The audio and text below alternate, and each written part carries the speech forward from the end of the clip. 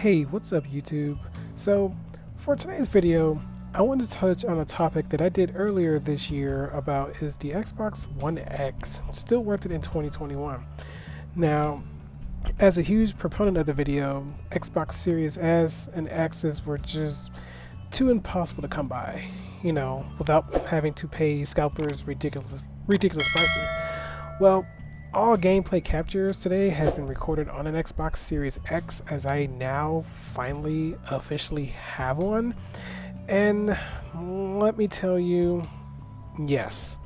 So today's video, I'm just going to let you guys know, is the Xbox One X. Is it still worth it in the end of 2021 and into 2022? So as I just said, Series X or S, well, more of an X than an S. I say you can find an S like at Best Buy, Walmart, GameStop, more easier than you can find a Series X. Me, I got lucky at Best Buy. Very extremely lucky by sitting in a wait queue for 3 hours while at work. Yeah, dedication pays off, doesn't it? But anyway, a lot of people are not as fortunate as I was to get themselves a Series X and are still using a regular Xbox One or an Xbox One S or an Xbox One X. So hopefully this video will help you determine if your Xbox One X is still worth it. Now, for me, I'd say yes. If you don't have the means to get a Series S or a Series X, yeah, your One X will tie you over until 2022. Now, games like the Medium, which I'm really liking right now, it's just really just a freaky fun game, is really holding me over as really good gameplay. And I had games like Flight Simulator, Halo Infinite runs like awesome, World of Tanks loads in seconds.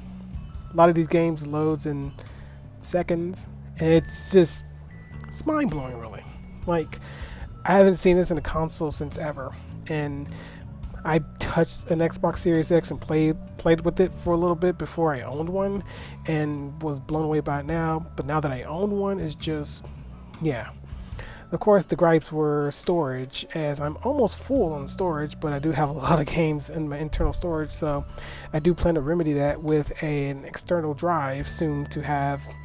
But, those aside, owning a Series X at the moment, it's not worth it until 2022 when games like Starfield comes out.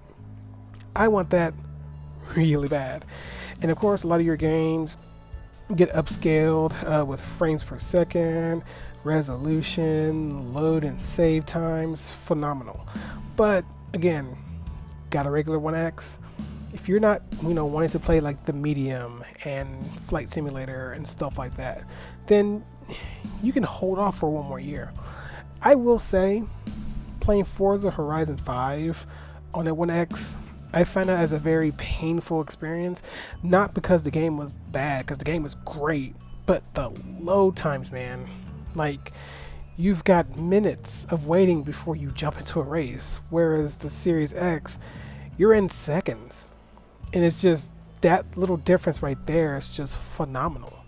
So, is it worth it to get a Series X right now? It depends on what games you want to play. Now, if you're a One X owner right now, and if games like the Medium, Flight Simulator, and stuff like that, if that really entices you to go out and get this console without paying no scalpers, just be careful with that. Then I can say, splurge the money and go get one. Me, I just find myself in an avenue of making newer content now that I have a beefier box to do so. But that's just my opinion on the whole thing. Don't let that dissuade you from either buying or not buying it. Just try to figure out what you want to do first. YouTube, the internet, all those sources are your best friends when you're trying to figure out what you want to do. But other than that, your One X is going to hold up that one more year. Granted, the console is going to be, supported for a few more years. I would say another 3 or 4 years maybe, if not that, a little bit more. I know the Xbox One and the PS4 era, I know they have some really great games, and I'm pretty sure they'll be supported. But as of right now, it's too early in the next generation consoles to really know will they be worth it. I know Xbox were hitting bangers with all these new releases. You got Halo that just came out, Forza just came out, and all this. So it's like, based on if those games entice you, Halo is great. Halo Infinite multiplayer is fantastic. Don't like the season passes, but hey, the game is great and solid. No co-op, which is and Forza Horizon 5, phenomenal racing game, runs like silky butter, even though I forgot to record gameplay, so I apologize for that. But even still, the games that you have now, like The Witcher 3 and everything like that, X and S optimized, it's gonna play and look and just feel phenomenal on the Series X. But again, the One X is not a slouch. Sure, your games take a while to load and everything like that, but by all means, are they bad consoles? Now, if you can find a deal on a One X, or if you don't have a One X, if you have like a One S, I just use the One S for now, because quite frankly, that'll be good enough. And if you're just dying for 4K, you could get a One X and call it a day on that one.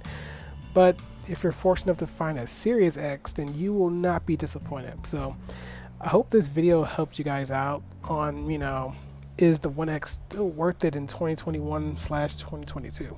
I know this is going to be, a strange video, but the first one was popular enough that I thought I'd re-examine the video as we're about to hit 2022. It's December 29th now. And of course, my opinions will change when I make another one of these videos next year. But let me know what you guys think down in the comments below. Do you guys have a Series X, Series S? Are you still rocking Xbox One X, or do you have the OG VCR Xbox One and maybe you want to jump up to the One X? Again, you can find them on sales and deals quite often. You got marketplaces and stuff that are selling for $300. Hell, I'm selling mine for $300 right now. But anyway, let me know what you guys think down in the comments below. Sound off down there. Thanks for watching, guys. I'll catch you in the next video. Peace.